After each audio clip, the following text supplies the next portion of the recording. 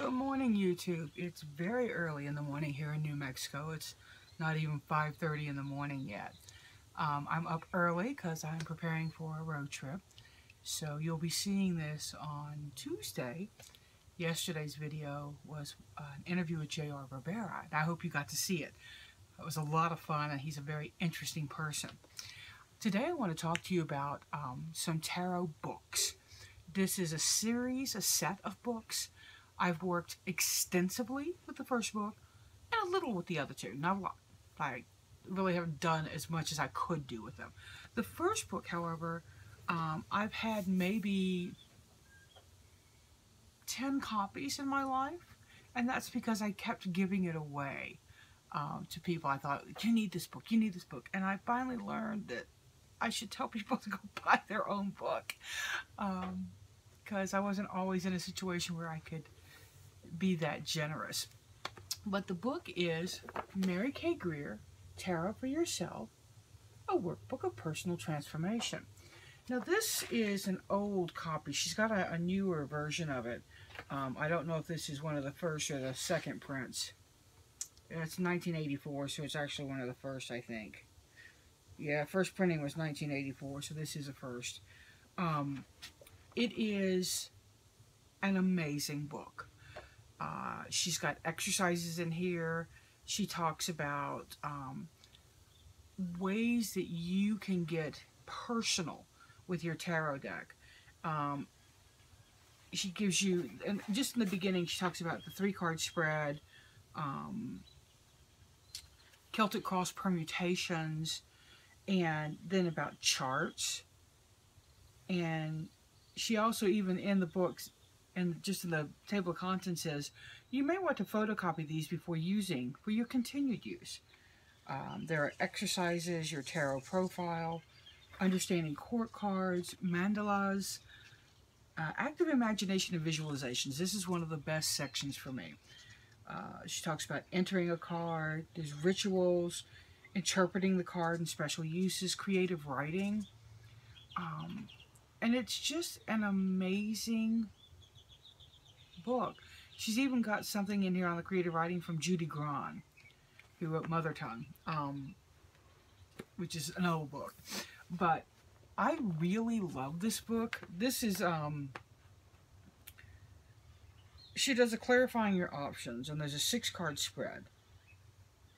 And she says, for example, at a time when my work situation was very shaky and unclear, I drew the cards to help me see what I really wanted to do.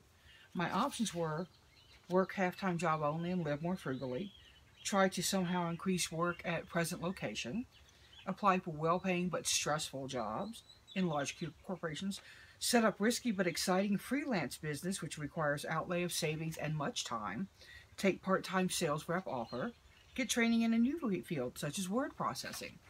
And she said I was trying to do all simultaneously. And she said, in fact, the act of writing down my first 5 options, the 6th one emerged from what had previously been only a vague possibility, for now I recognize it as feasible. And I did learn word processing and was able to type and edit this book using a computer. So remember, 1984, so she probably started this at 82 or 83, maybe. And that goes back to my whole deal about tarot begs the question. Your question often leads you to your answer. So this is just an interesting, there's a little tiny bit on crystal lore. And I really recommend this book. The other two, yeah, let's look at the other two. But the first one, I'm going to go out on a limb and say I think it's a book every tarot reader should own and read. Now, the next one is Tarot Constellations, Patterns of Personal Destiny. And and these books are from Newcastle, but I think that they're with Llewellyn now. I'm not positive, y'all. I'll put some links in the drop down for you. This is also a first from 1987. And let's look at the table of contents here. She talks about how to use the book, Tarot and Destiny, maps of meaning, archetypes, and the tarot, birth cards. This is one of the first places I ever saw anything about birth cards. tarot constellations and what they are.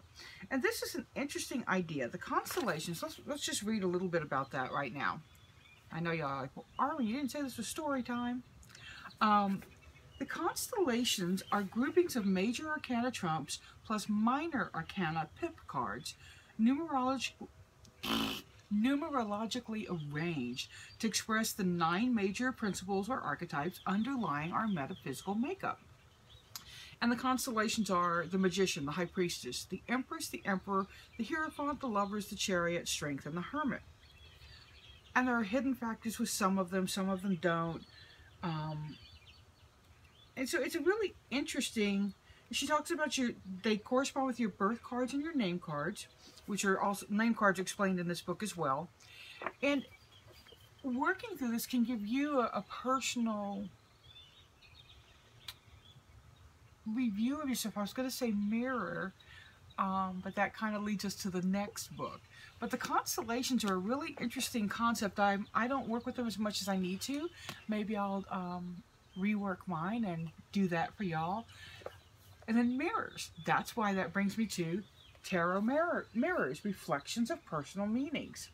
And it says, this is the 3rd volume of Mary Greer's best-selling tarot cycle. In this volume, she shows how to use the mirroring qualities of the tarot to examine one's life and to create a doorway to other realms of possibility.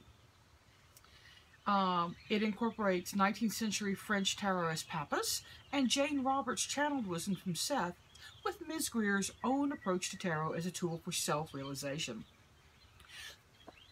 And at this point, she's been a tarot practitioner for 20 years. And that was, let's see when this was. This is another first. That was 1988.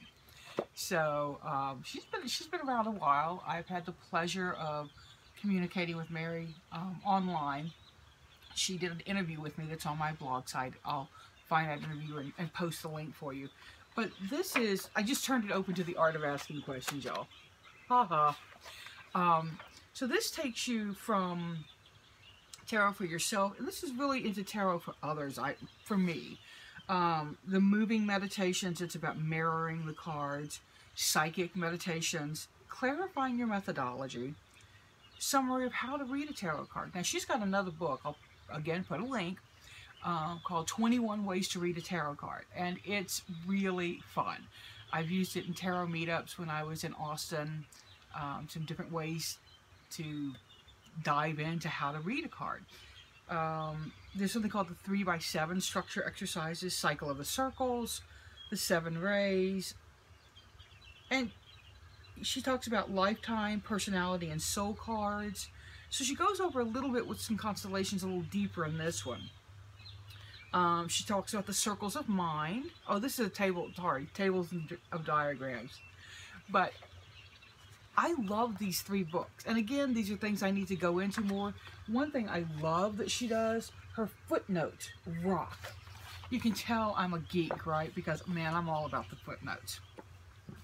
But I just wanted to give you a little video about those 3 books and encourage you to get the first one at least, because if you want to study tarot, if you want to really dive into tarot, I think that book's a great place to start. Now the Eden Gray book, which is one of the most common books out there, yeah, but it's just a meanings book. You know, and just is kind of a demeaning word in that case, but it's a meanings book, and it's one of the first popular meanings books that we ever had. But this book, particularly Tarot for Yourself, man, this book really, it set me on my path as a professional reader, and really for my love of tarot. And for those of you who don't know, I struggled with tarot when I first met it, because my friend Kate introduced me to tarot by doing a reading for me with a thought deck. And the reading was so accurate, so me, that I was fascinated. And Kate generously bought me a thought deck. Well, y'all, I didn't connect with the thought deck. I couldn't read with it. It just, okay. Macaulay gets home alone. And it took me, I had to get a different deck. My first deck was the Herbal Tarot by Michael Terra. I've got a review on that on his channel. But when I got that deck, and my teacher at the time, my high priestess, suggested I get this book. Boom! Lights went off. Bells rang. It was, wow. It was amazing. So, get this book. It's available on Kindle, too, if you're a Kindle person like me. Kindle! In fact, I'm pretty sure I've got it on my Kindle also. I don't know if the other two are available on Kindle yet. I'll have to look. Squirrel! So, this week, hopefully I'll be getting some more reviews up. I've still got the Tarot Muha to do. I've got Beautiful Creatures by J.R. Rivera needs to get done. And I've got the Sherlock Holmes Tarot. And I'm kind of holding off on that one because I want to look at it with my husband. And y'all, I have to tell you that I said, I need you to look at it with me because I don't really understand. I'm not as into Sherlock's world as you are. And I said, because the Fool is called like Young Inspector. And he went, blah, blah. And I went, yeah. He said, that's good because he is a fool. So, I think it'll be a lot of fun to sit down with him and get his input on it. Now, he won't be on camera. That's not his thing. But I got to jump because I need to get another video. So you've got a Wednesday video. And I don't know what I'm going to talk about. Maybe how I cut the cards and how I shuffle the deck. We'll see. I have to figure out how to set a camera up so y'all can see that. But seek joy, y'all. Have a great week. I hope you checked out your tarot scopes. I've gotten a lot of great feedback on that. And have a good week. Just have a good day. Remember to pass joy on by telling 3 different people something nice about themselves. You know, and make it sincere. It can even be, you know, cool shoelaces, dude. As you're walking past somebody. You don't have to interact, connect. Just compliment and go. You know, think of it as a drive-by compliment. Like your shirt. Like your hat. Cool shoes. And you're done. You know, and you've given each person a little happy that maybe they weren't expecting and maybe they needed. I'm Arwen of Tarot by Arwen. Seek joy, y'all. Pass it on.